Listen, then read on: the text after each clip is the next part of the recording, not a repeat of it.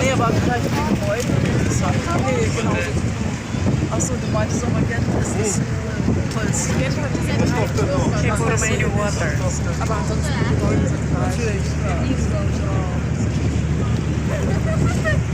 Translated means the hall of the priest. And well, this was the city center for the clergy and the rich people of the city. But today it is a labyrinth of little alleys also, and it is also the epicenter for the gastronomical epicenter of the city. So if you don't know where to eat tonight, I would advise you to go have a look in this neighborhood, because you will definitely find something nice to eat. Donc ici à notre gauche, le pape de Jean. Aber das ist das, nein, das war ein anderes. Et puis ici, on va arriver dans un quartier qui nous fera penser à la révolution industrielle. Car les bâtiments autour de nous, ce sont des anciennes usines textiles. Dans le 19e siècle, la ville de Gand était une des villes les plus industrielles au monde, mais ça veut aussi dire qu'il y avait plein d'ouvriers ici. Et ces ouvriers, c'était vraiment horrible pour eux, car ils devaient travailler pour plus de 14 heures par jour. Ils étaient un peu vus comme des esclaves. C'est de nouveau à cause de l'église catholique, ces gens n'avaient pas beaucoup de droits. Maintenant, ce sera bien beaucoup plus tard que les gens se battront dans la rue. Ils en avaient marre. Ils sont de nouveau venus sur la rue. Ils seront là pour créer les premières unions. Maintenant, ces unions, ils vont se battre pour donner des meilleures protections. The Industrial Revolution was very present here in Ghent because, well, in the 19th century, the beginning of the 19th century, Ghent counted more than 900 textile factories. This would make the city one of the most industrialized cities in the world.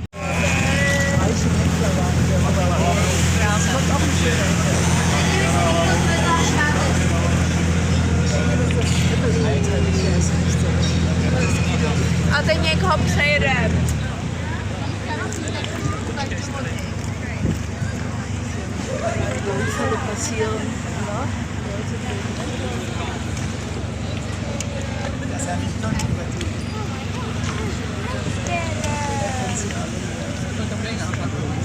Layer, and we're gonna enter a new channel. This is called the DarWEIN Channel. It was dug by Hans in the 13th century, and it would take us to Bruges and the north, become the most important trading route between the city of Ghent and London.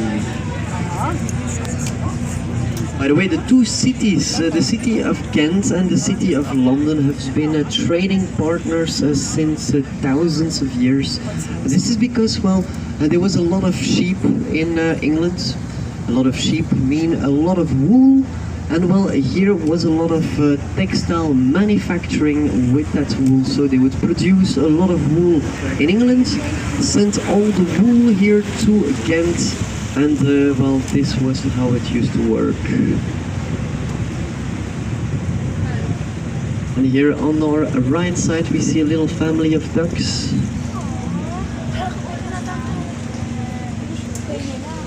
Donc je disais ici, on se trouve sur le canal de la Lièvre qui nous a menés dans le Moyen-Âge jusqu'à Bruges et la mer du Nord.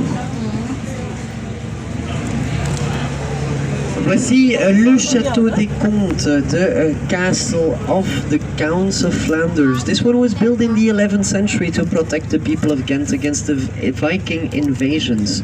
And this is actually also another reason why the city of Ghent was such a rich city. It's because we here in between the 9th and the 11th century, well, we managed to defend ourselves against the Viking invasions. And they terrorized the north of Europe. In between the 9th and the 11th century. And actually a lot of cities around the north of Europe were destroyed by the Vikings. So we were lucky to be defended against them. Now through the ages this castle was also used as a tribunal, then a prison, and even in the Industrial Revolution they used this castle as a textile factory. Now today it is a museum. Did anyone go to visit this museum today? No? Yes? Well, inside, well, you have a quite funny audio guide, so I would advise it for everyone. Also, on top of the castle, you would see a beautiful panoramic view over the whole city center. Donc je disais, le château des Comtes qui a défendu les Gantois contre les invasions des Vikings. C'est aussi une raison pourquoi la ville de Caen est restée très riche. C'est parce que quand toutes les autres villes dans le nord de l'Europe étaient terrorisées par les Vikings, la ville de Gand savait se protéger. Ils avaient déjà créé un mur au-dessus de la ville et ils avaient des chevaliers dans la ville pour les défendre.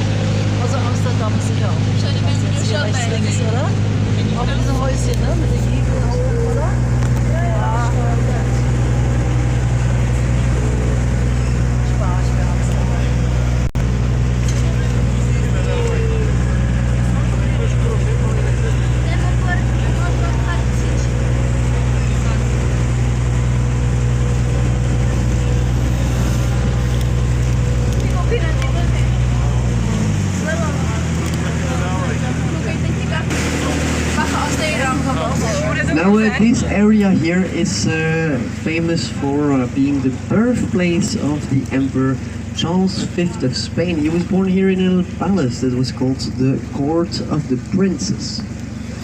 And well, this emperor, he was born under the Spanish bloodline of the Habsburg family. This family would be known to be the brewing place from all the royal families ever existed here in Europe, which means that well, all the British, Spanish, Belgian, Dutch, and Swedish, Danish, Austrian, all those royal families, they were all related with each other because of one special tradition they used to have. This was a tradition of inbreeding. Now, this tradition actually would go on until 2014, because until that day, well, this year, well, princes around Europe are allowed to marry outside of this family. To keep on this weird tradition of inbreeding. Obviously this was done to keep the power in one place. This is why the power of the Holy Roman Empire stayed in only one family since the emperor, the great emperor Charles the Great. And well, incest, this would make a lot of special diseases, a lot of mental disease would be in that family, also a lot of handicaps, and also a lot of kings that were just not able to produce more heirs.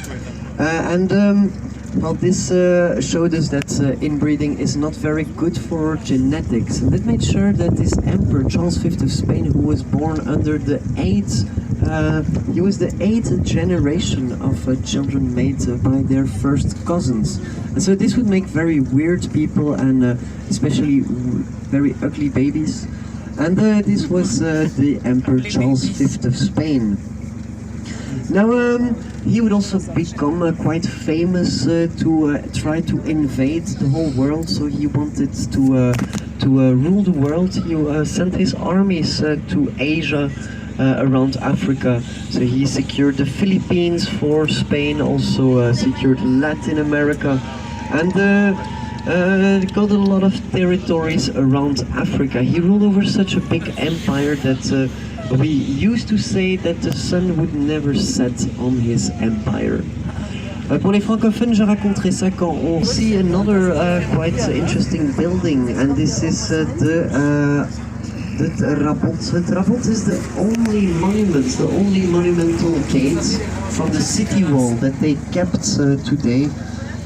And well, they kept this one specifically because it was also built as a victory monument. And well, this victory monument was built to remember us the war we won against the Emperor Maximilian of Austria. Maximilian was the grandfather of this Emperor Charles V of Spain. And well, he came to visit the city of Ghent, but he forgot two very important things. First of all, he forgot that the city of Ghent considered itself to be an independent, so he was not welcome. And secondly, well, he forgot to bring his army with him. When they even found out when the emperor was thrown in prison, we were already 6 months later. By then, the emperor was already sent to a prison in Bruges.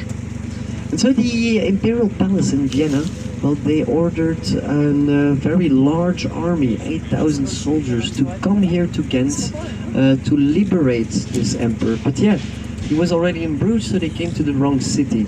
And even worse, they came to the wrong side of the city, because around this city there were 3 big lock gates.